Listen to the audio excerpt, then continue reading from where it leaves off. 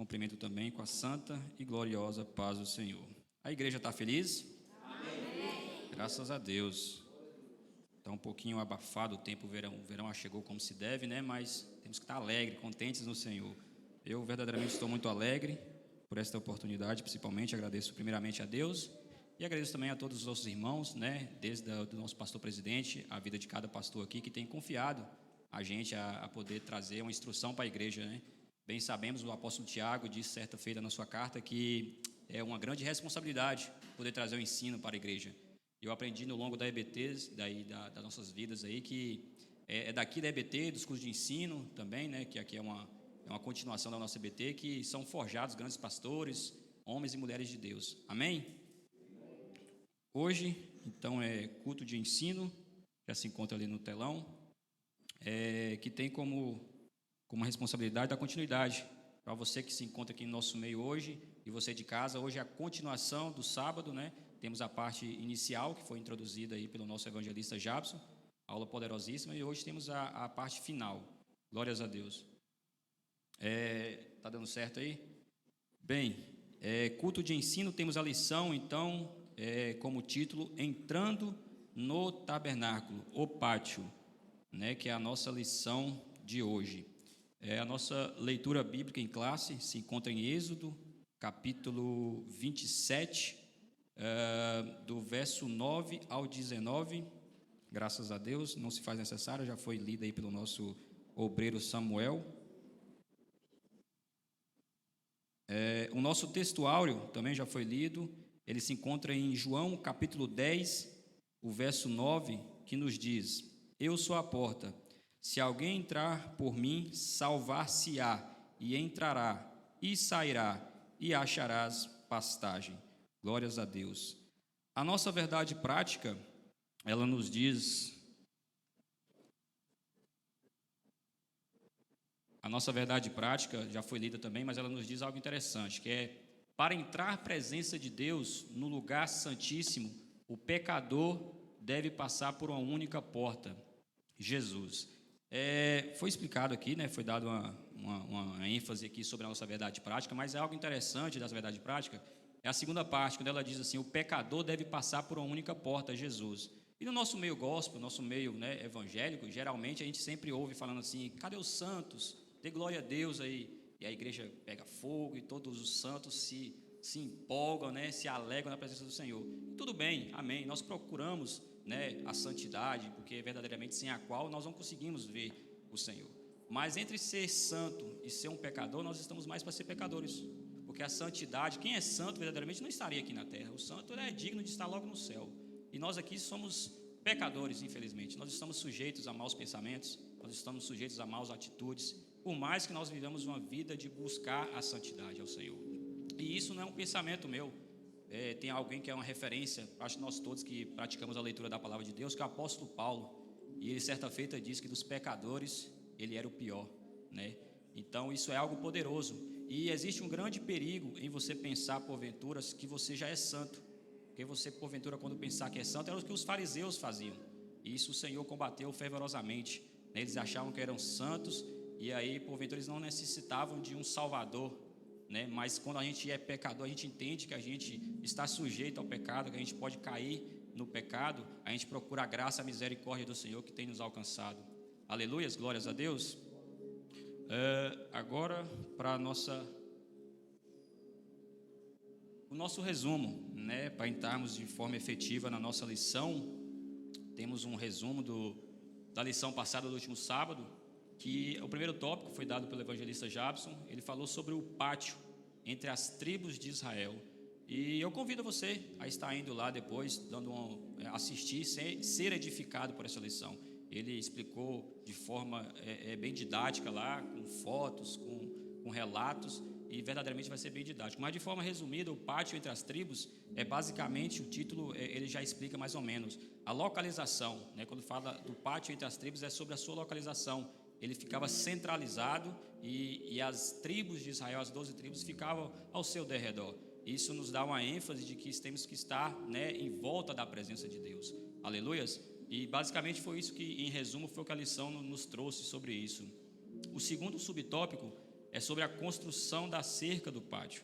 E ele trouxe também ilustração, trouxe a foto, trouxe medidas, foi lido aqui, né? É falado sobre côvados, mas ele trouxe a medida em metros para ficar uma melhor compreensão para a gente. E aí fala por que da cerca do pátio, né? Em resumo, ele fala sobre a questão do santo e do profano, né? Que essa cerca é uma limitação do que é santo, pode entrar, né? Do que o profano não pode adentrar dentro do lugar santo, que era onde se encontra a presença de Deus, a arca da aliança e todos os outros objetos que ali se encontravam. Mas outra coisa interessante sobre essa questão da cerca é porque ela representa um limite, né? De certa forma ela tem o seu limite. E foi basicamente também o que o nosso obreiro aqui disse na liturgia aqui sobre o caminho estreito, né? Nós sabemos, ele citou o caminho largo e um caminho estreito. E isso nos induz também a saber que existe um limite, né? Obviamente nós não sabemos a medida exata desses caminhos, mas o caminho estreito ele tem o seu limite menor do que o caminho largo. Aleluia. Então nós servimos a um Deus que é interessante essa parte. Nós servimos a um Deus que ele é ilimitado, né? Ele é ilimitado em poder, ele é ilimitado em sabedoria, mas ele dá limitações. Ele é um Deus que impõe limitações. E isso é interessante porque certa feita eu ouvi que o pior castigo que Deus pode ministrar na nossa vida, que ele pode deixar acontecer na nossa vida, é deixar que façamos as coisas da nossa vontade, sem limites. Porque imagina o seguinte, igreja, eu particularmente, eu gosto de comer. Quem gosta de comer aqui, dá uma glória a Deus. E eu gosto de comer coisas salgadas de preferência. Agora imagina se não existisse um limite para mim comer coisas salgadas. Aí em uma semanita minha pressão está lá em cima. Quem é do doce aí? Dá uma glória a Deus.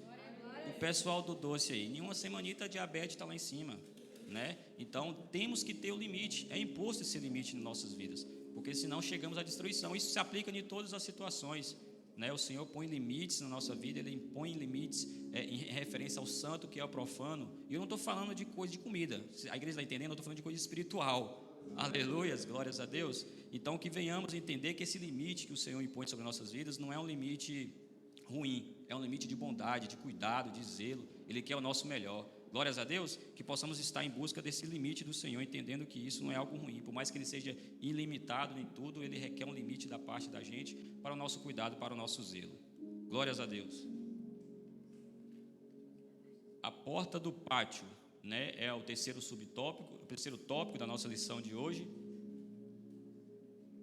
que tem como título 3 subtópicos, né, que estaremos nos atendo. Glórias a Deus. Estaremos nos atendo sobre isso, né? O primeiro, né, é a porta do pátio, uma tipificação do caminho. O segundo é as 4 colunas e suas bases, uma tipificação do evangelho. E a terceira é as cores da cortina de entrada, diversos tipos. Bem, o primeiro, a porta do pátio, uma tipificação do único caminho. A nossa lição nos diz o seguinte, referente a esse tópico. Para se entrar no pátio do tabernáculo, havia apenas uma porta. Essa porta dava acesso ao local sagrado, onde Deus habitava. Cristo, o nosso Senhor, é a verdadeira porta de acesso para todos os pecadores. Ele mesmo declarou: eu sou a porta, se alguém entrar por mim, salvar-se-á, e entrará, e sairá, e achará as pastagens. Esse é nosso textuário, João 10, capítulo 10, o verso 9. Essa palavra de nosso Senhor confirma toda a doutrina do Novo Testamento, que tem em Cristo o único caminho de entrada possível para chegarmos ao Pai. Ninguém vai ao Pai senão por mim. João 14, 6. Como o título mesmo já basicamente dá uma resumida, né? A porta do pátio, né? Nós aprendemos sobre a localização, nós aprendemos sobre as dimensões, nós aprendemos sobre, né, a cerca, né, as limitações, o limite que existe, mas existe algo interessante, que é a porta do pátio, que é o que iremos nos ater hoje, principalmente isso dá muita ênfase ao texto áureo, né, Jesus outrora dizendo, né, que Ele é a porta. Então, como já é dito no subtópico, a porta do pátio é uma tipificação. E o que é uma tipificação? É um exemplo, é uma sombra do que haveria de vir. Então, todas as vezes que você falando sobre a tipificação, é algo que futuramente teria a conclusão, a ênfase maior. Aleluias. E o pátio tem suas dimensões, como nós aprendemos na aula passada, específicas, tem a sua localização específica, mas sobre a sua entrada é algo interessante, que ele só tem uma única porta. E essa única porta, ela não é uma porta qualquer. Ela dá acesso, de acordo com a lição, de acordo com a palavra de Deus, ela dá acesso ao lugar sagrado, à presença de Deus. E é isso que é a tipificação exatamente, porque ela se assemelha a Jesus, né? Se assemelha a ele e ela se assemelha a Jesus. E Jesus, trazendo isso com uma forma mais clara, Jesus é o único que nos dá acesso a Deus. Ele sendo a porta, ele se declarando ser a única porta, ele é o único que dá acesso à presença de Deus. Ninguém vai ao Pai senão por Jesus Cristo. Aleluias! Essa é a grande semelhança. Então, como eu disse, né, o nosso texto áureo, geralmente o texto áureo é a base de toda a lição. E nesse tópico em exceção, né, ele faz muito jus, porque em João 10, como já foi lido, capítulo 10, o verso 9, Jesus, não sou eu, não é a DEF, não é ninguém que está dizendo, é o próprio Jesus que falou isso aqui. Ele disse, eu sou a porta, se alguém entrar por mim, salvar-se-á e entrará, e sairá e achará as pastagens. Como eu disse, Jesus não é uma porta simples. A porta do pátio, a porta que dava acesso ao tabernáculo, não era uma porta simples. E sendo a tipificação de Jesus, Jesus também não se declara ser uma porta simples. Ele tem algumas características que eu gostaria de observar com a igreja, que ele se declara, eu sou a porta, se alguém entrar por mim, salvar-se-á, entrará, sairá e achará as pastagens. A gente se atendo a isso, é um versículo curto, mas é poderosíssimo. A primeiro lugar, Jesus é a porta da salvação. Então repita comigo, Jesus é a porta da salvação. Quando ele disse, eu sou a porta, se alguém entrar por mim, salvar-se-á. Aleluias? Então, o interessante é que se você de casa, se vocês que estão aqui presentes, não conseguirem enxergar em Cristo uma porta de salvação, você está com o pensamento ao contrário do que Jesus representa. Aleluias? E o que representa o contrário de salvação é perigo. É uma das possibilidades do contrário de salvação é perigo. Porque, exemplificando, uma pessoa que possivelmente está afogada, ela está em perigo. E quando alguém vai lá e resgata, né, o famoso salva-vidas, ou qualquer pessoa aleatória salva ela foi salva, então, se você está ao contrário do que essa porta que é Jesus Cristo, ele mesmo afirma, salvar-se-á. Se você adentrar por essa porta que é Jesus Cristo, você está ao contrário, se você não enxerga Jesus Cristo dessa forma. E ao contrário é o que? É um perigo. Perigo de quê? Perigo de morte eterna, perigo de castigo eterno, perigo de punição eterno, perigo de sofrimento eterno. E isso não sou eu, é a palavra de Deus que diz isso. Quando você não se adetém que Jesus Cristo é a porta de salvação, você está correndo esses perigos. Isso é um evangelho simples, né? A gente aprende sempre ouvindo aí que sobre o que é pregar. Pregar é falar que Jesus salva, Jesus cura, que Jesus liberta. E hoje estou pregando que Jesus é a porta de salvação.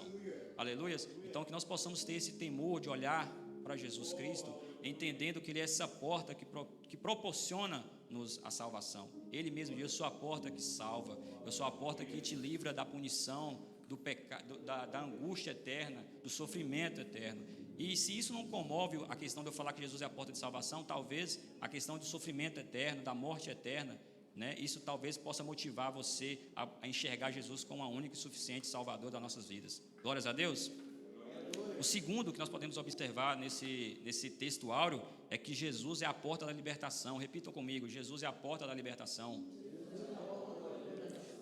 Ele declara, o próprio Jesus declara, eu sou a porta, se alguém entrar por mim, salvar-se-á. Então ele é a porta da salvação, e entrará e sairá. Quem entra e sai é uma pessoa que tem liberdade, é uma pessoa liberta, aleluia. Então Jesus, ele proporciona para nós a libertação devida. E assim como você olhar para Jesus e não entender que ele é a porta da salvação, e também você porventura olhar para Jesus e não entender que ele é a porta da libertação, você está totalmente ao contrário do que Jesus está ministrando nessa noite. Aleluia. E o contrário de uma pessoa que não se encontra em libertação, em liberdade, né, que não enxerga Jesus dessa forma, é uma pessoa que está presa, né? O contrário de liberdade possivelmente pode ser a prisão, pode estar presa. E presa ao quê? Presa a vícios, né? Presa a maus costumes, presos a pessoas, presos ao passado, presos ao pecado. Aleluia. E nós, porventura, nós conhecemos, talvez nós até sejamos, porque a gente olha para o irmão, a gente não conhece como é que é a vida dele lá fora.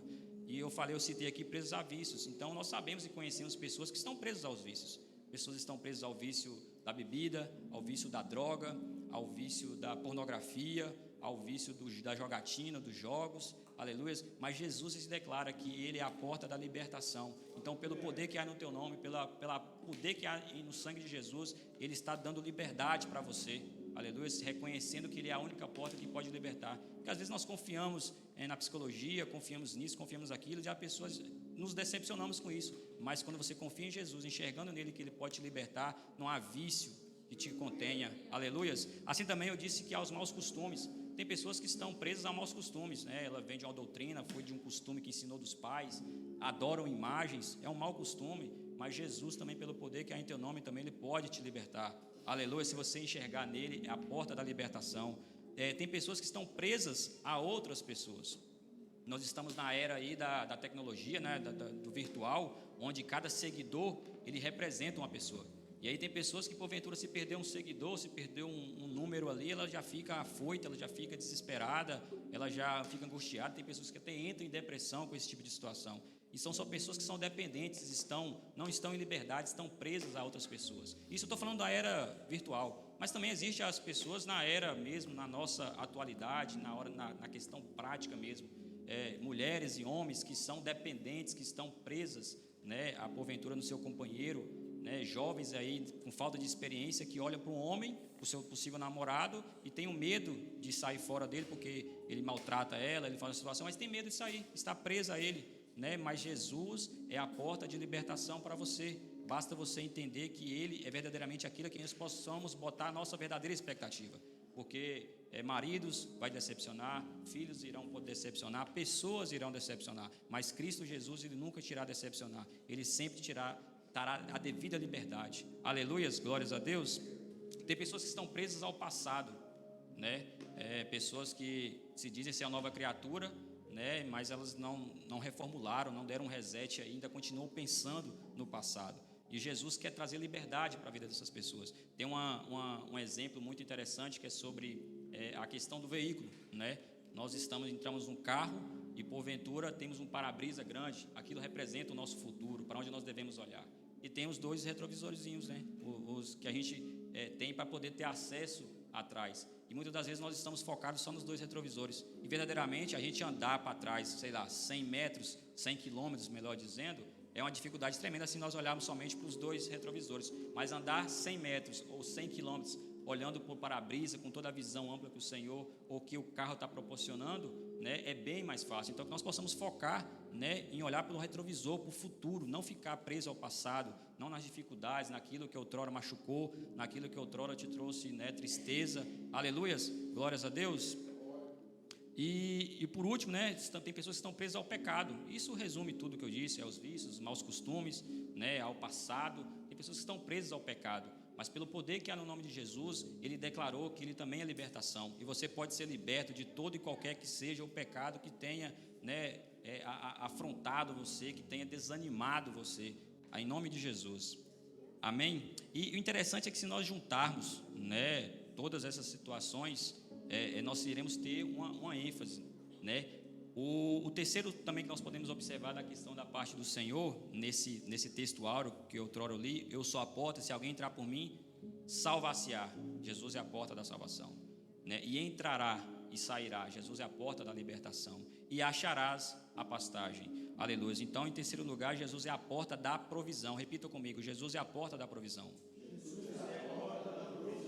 E assim como Jesus é a porta da salvação, Jesus é a porta da libertação, se porventura também você não enxergar que Jesus é a porta, né, da nossa provisão, sua e minha, você também vai estar ao contrário, se você não consegue ter a fé suficiente para entender isso da parte de Jesus. E o contrário de uma pessoa que não enxerga Jesus como provisão, é uma pessoa que está desprovida, é uma pessoa que está em necessidade, aleluia, necessidade de ajuda, necessidade de socorro, necessidade de proteção da parte, né? Tem um texto muito conhecido da parte da igreja, né? Em Salmos 121, gostaria de estar lendo para a igreja, que nos fala, né, daquele que nos provê, daquele que nos sustenta, daquele que nos socorre em qualquer que seja o momento. Salmo 121 nos diz o seguinte: levanto os meus olhos para os montes e pergunto, de onde vem o meu socorro? O meu socorro vem do Senhor, que fez os céus e a terra. Ele não permitirá que você tropece. O seu protetor se manterá alerta. Sim, o protetor de Israel dominará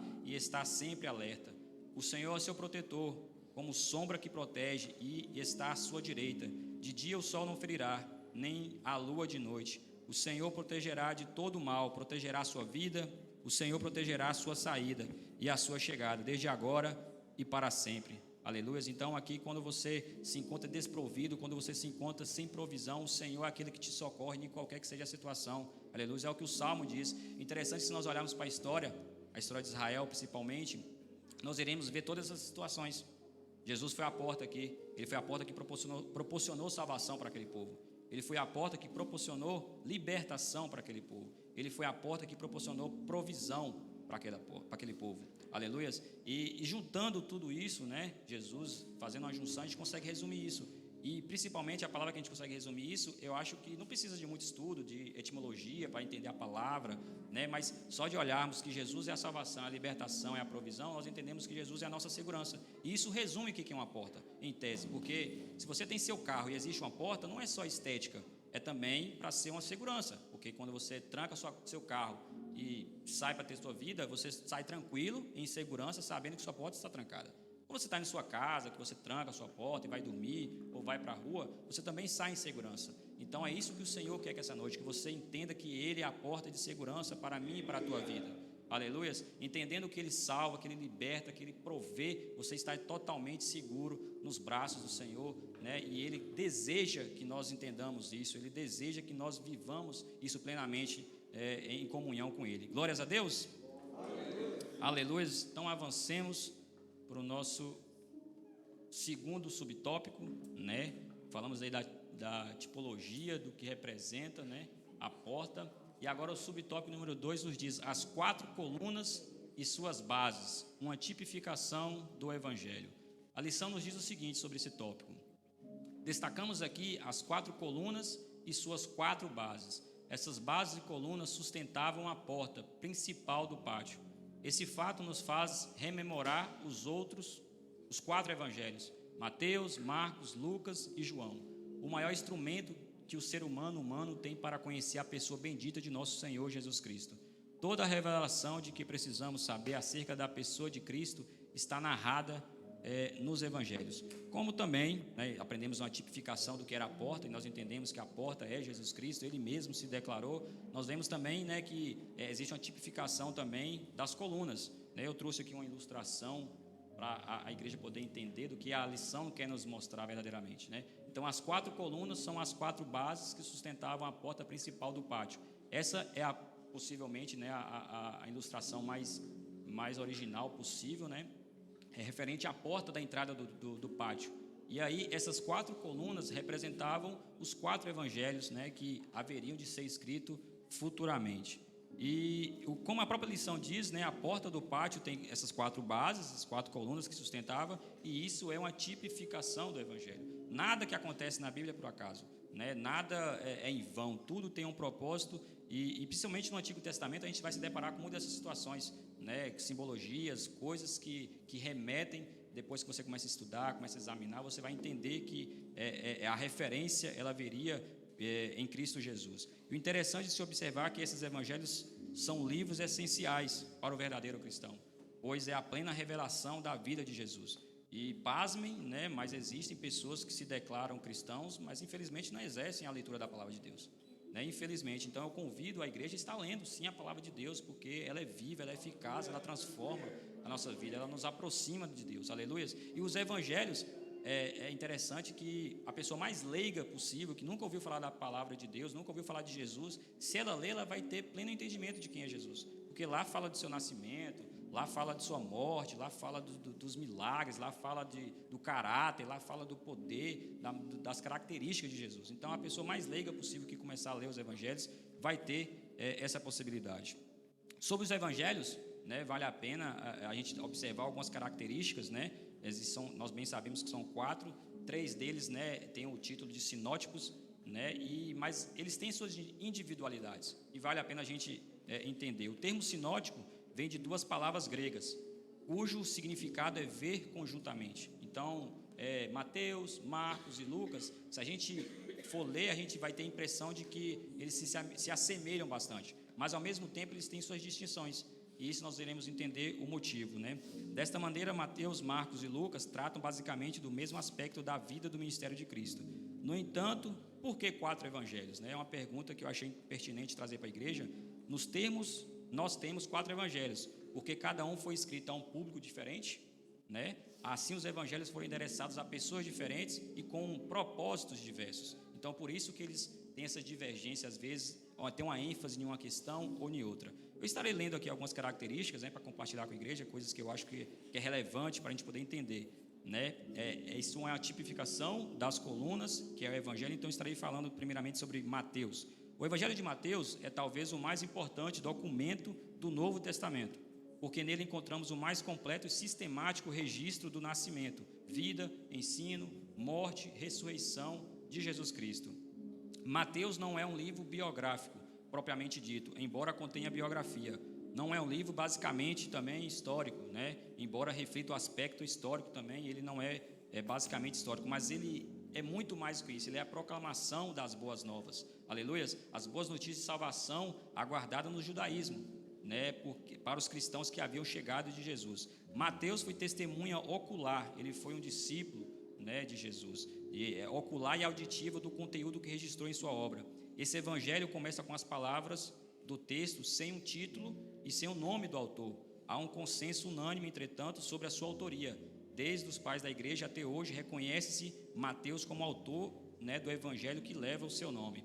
Sabemos muito pouco acerca de Mateus. À luz do seu chamado, somos informados que ele era cobrador de impostos, consequentemente devia ser um indivíduo odiado, uma vez que os judeus odiavam profundamente os membros de sua própria nação que prestavam serviços a seus conquistadores, na atualidade, Roma. É digno de nota que em todas as outras listas dos apóstolos, o nome Mateus aparece sem um título publicano.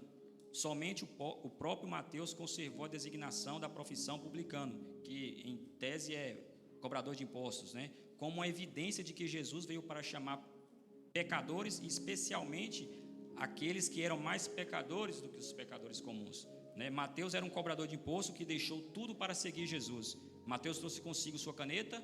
Quando o cobrador de imposto anotava muito, fazia muitas anotações, né? Então ele trouxe consigo a sua caneta. Mateus trouxe para o chamado de Cristo. Ele tinha habilidade para escrever, era um homem dos livros e colocou essa habilidade ao serviço de Deus. Mateus escreveu principalmente para os judeus, crentes, provavelmente da Antioquia, da Síria, uma cidade de fala grega, mas com uma substancial população judaica. Sua grande ênfase é provar que Jesus é o Messias prometido nas Escrituras. Embora a mensagem desse evangelho se destine a todos os povos, de todos os lugares e de todos os tempos, seu endereçamento primário foi para os judeus. Então, como foi dito aqui, né, foi escrito os evangelhos para pessoas diferentes, né, e com propósitos diferentes. Nós entendemos que Mateus ele escreveu para os judeus, né, e os judeus esperavam, né, alguém que vinha com toda a pompa, com todo o poder de instituir. Jesus fez isso, mas de outra forma, que possivelmente não foi do agrado dos judeus. E aí, essa foi a grande ênfase, foi o grande desejo de Mateus,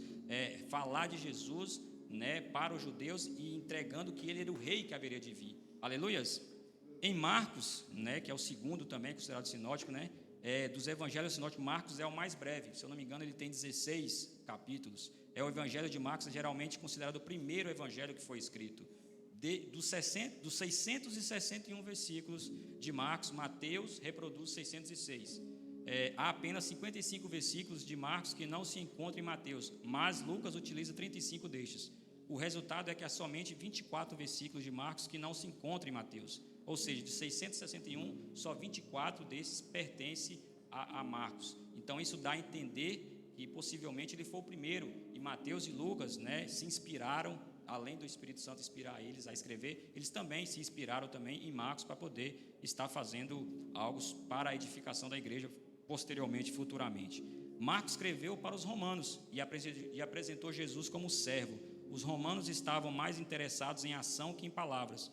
Por isso, Marcos descreve mais os milagres de Cristo que seus ensinos. Marcos registra 18 milagres e apenas 4 parábolas. Marcos apresenta Jesus como servo. Por esta causa, o evangelho de Marcos não se inicia com genealogia. Os romanos não estavam interessados em genealogia, mas em ação. Um servo não tem genealogia. Jesus apresenta-se como aquele que veio para servir e não para ser servido. O nome completo do autor, né, desse evangelho é João Marcos, sendo que João é um nome hebraico, Marcos é seu nome romano. Embora Marcos não tenha sido um discípulo de Cristo, né, ele não foi dos 12, seguramente presenciou muitos fatos da sua vida, visto que morava em Jerusalém e a sua casa se tornou um grande ponto de encontro. Marcos é apontado pela maioria dos estudiosos como um jovem que se vestiu de um lençol para ver Jesus, né? Neste tempo, esse jovem era apenas um seguidor casual de Cristo. Marcos não foi um discípulo de Cristo, mas de Pedro, embora não tenha tenha ouvido nem acompanhado o Senhor, mais tarde conheceu Pedro, de quem recebeu todas as informações para poder descrever, né? O local onde Marcos escreveu foi em Roma. Então nós aprendemos que Mateus, escrito pelos judeus, para declarar que Jesus era o rei que haveria de vir. Marcos, escrito aos romanos, para declarar que Jesus é o servo. Aleluias. Vamos para Lucas agora, né? Há robustas evidências internas e externas da autoria deste evangelho. Os pais da igreja aceitaram-no como tendo sido escrito por Lucas. Lucas era o único gentil escritor do Novo Testamento. Aliás, o único autor gentil da Bíblia. Seu nome é citado diretamente apenas 3 vezes no Novo Testamento. Lucas era historiador, ele era médico e cooperador da obra juntamente com Paulo, na obra missionária. O Evangelho de Lucas, e consequentemente também nós sabemos que também o de Atos também foi escrito pelo mesmo autor, né? Saíram da pena, né? Saíram da caneta de um mesmo autor, porquanto começou ambos com a dedicatória a Teófilo. É evidente que Lucas escreveu Atos com uma sequência lógica desse Evangelho.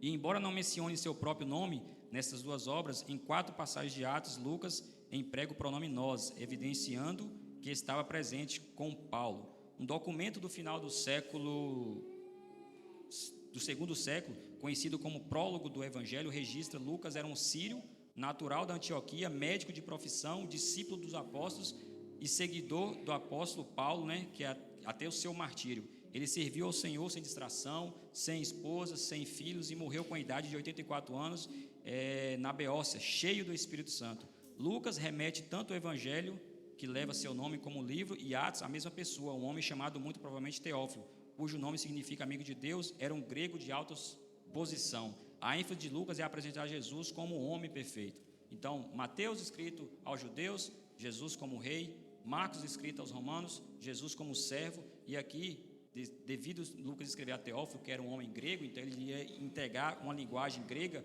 é escrito diretamente para os gregos, falando que apresentando Jesus como um homem perfeito. Essa era a ênfase maior para a questão dos gregos. E chegamos então ao 4º evangelho, a 4ª coluna, que é a tipificação, né, da porta do pátio, que é João, né? Os 3 primeiros evangelhos são chamados sinóticos, como eu disse, eles se assemelham, né, mas têm seus propósitos diversos, e tem o livro de João, né, com grande semelhança entre si. Porém, João distingue-se dos demais em seu conteúdo, estilo e propósito. Digo de passagem, é um dos evangelhos que por acaso eu mais gosto, né, o livro de João. Este evangelho foi escrito pelo apóstolo João, irmão de Tiago, filho de Zebedeu, empresário de pesca do mar da Galileia. Sua mãe era Salomé, a qual contribuiu financeiramente com o ministério de Jesus. Junto com Pedro e Tiago, João formou um grupo mais íntimo dos 3 discípulos que estiveram com Jesus na ressurreição do filho de Jairo, na transfiguração, na angústia do jardim do Getsêmani.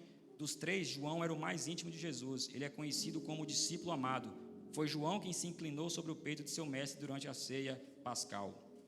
De acordo com a tradição, João mudou-se para Éfeso, capital da Ásia Menor, onde viveu os últimos anos de sua vida como líder da igreja na região.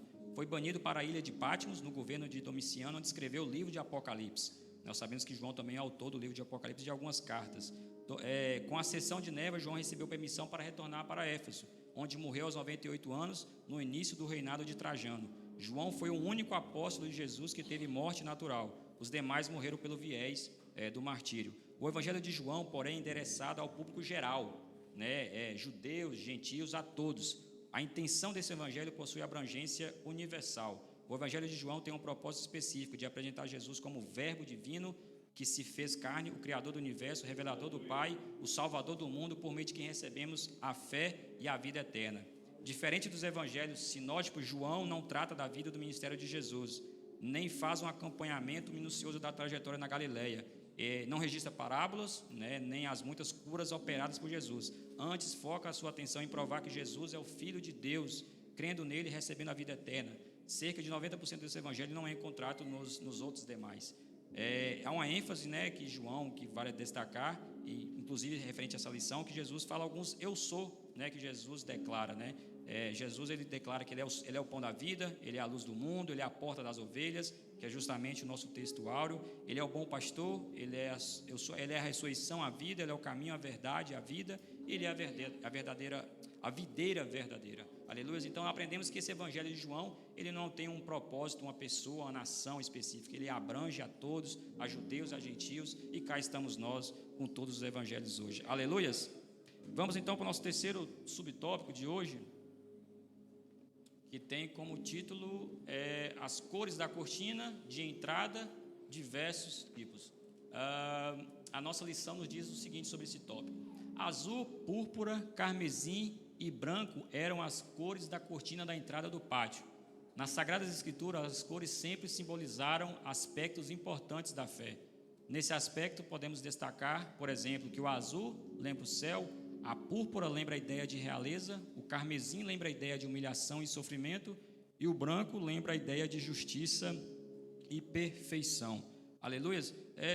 Na primeira parte, no primeiro tópico, falando da tipificação da porta, o que ela representava, e nós entendemos que fala sobre Jesus. No segundo, nós aprendemos a tipificação das colunas, das bases, que representam os 4 evangelhos. E agora não fala sobre tipificação, mas também é algo que irá simbolizar alguma coisa da parte do Senhor.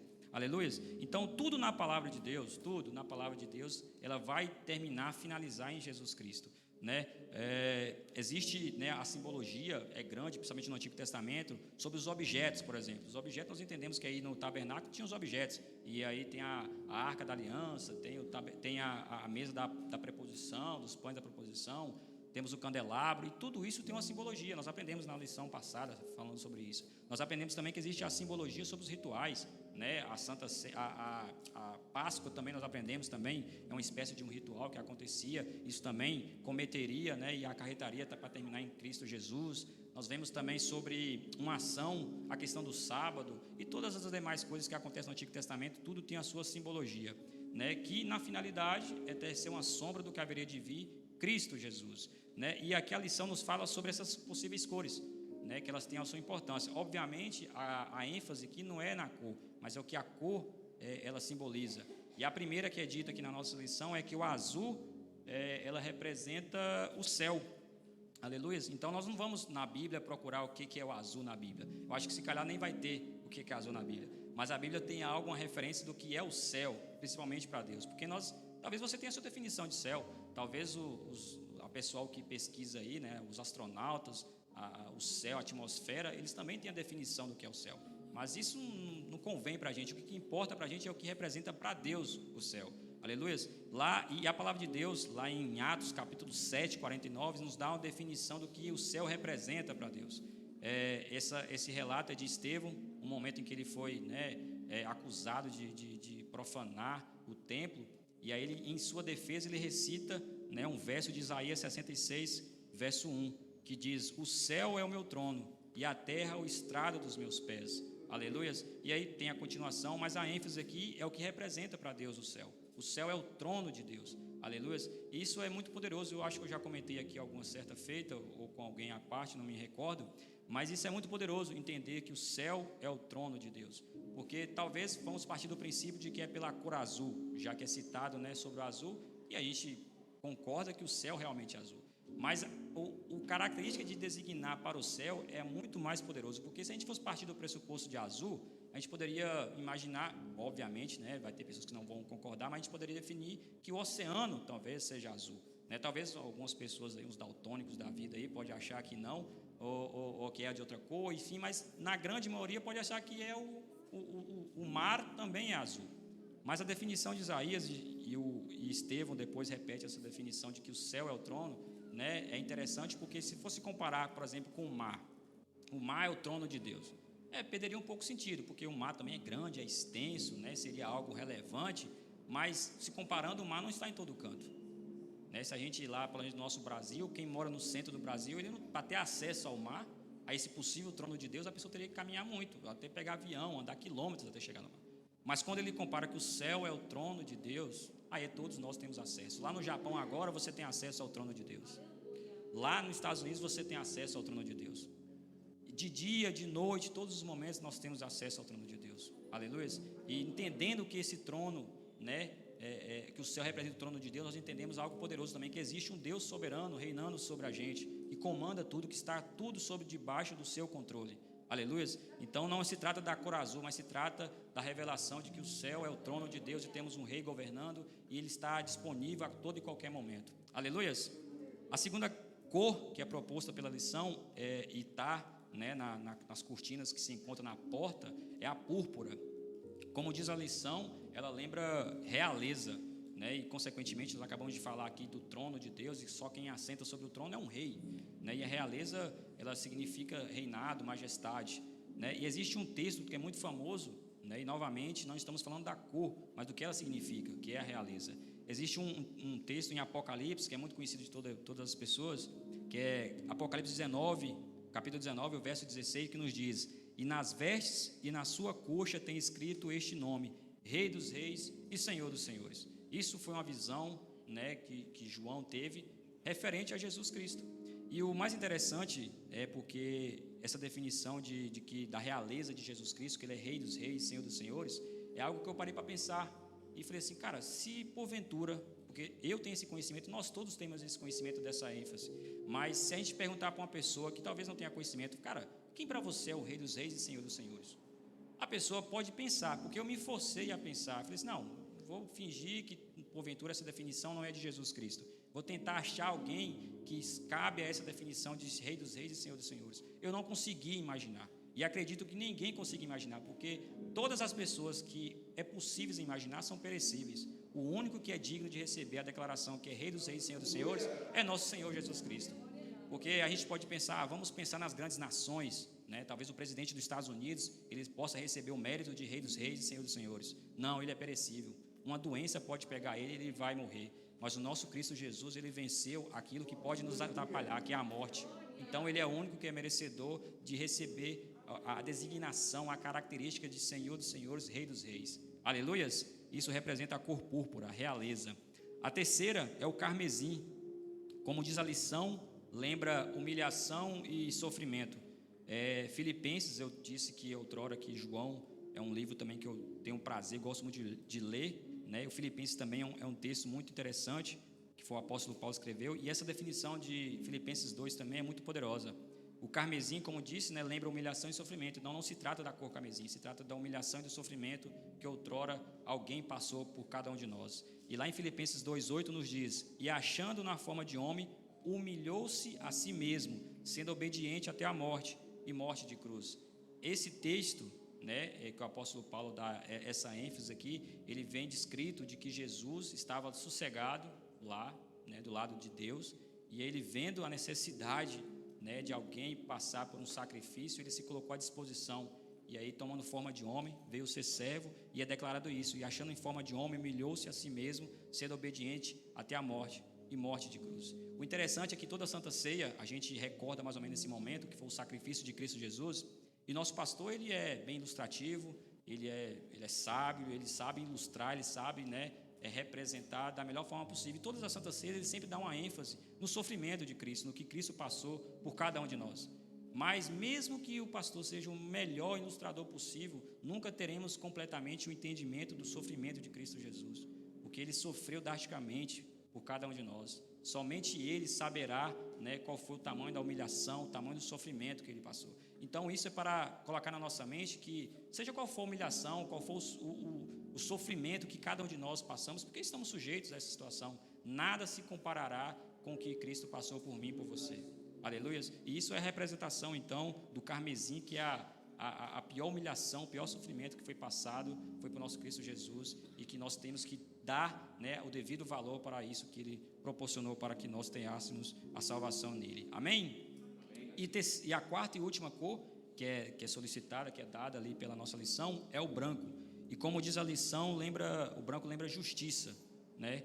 Tem um texto em Mateus 3,15 que nos diz: Jesus, porém, respondendo, disse-lhes: deixa por agora, porque assim nos convém cumprir toda a justiça.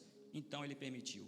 Esse texto é um momento em que Jesus, né, ele se depara com João Batista. Nós entendemos que é interessante essa questão, porque João Batista era o que veio preparar o caminho para o caminho, que é Jesus à porta. É algo interessante de se pensar. Mas Jesus se depara com João Batista e fala com ele: ô João, vim batizar. E aí é uma conjectura minha, pensando eu que João Batista possa ser baiano, e fala: oxe, como é que você veio batizar? Você que tem que ser batizado por mim. Eu que tenho que ser batizado por você.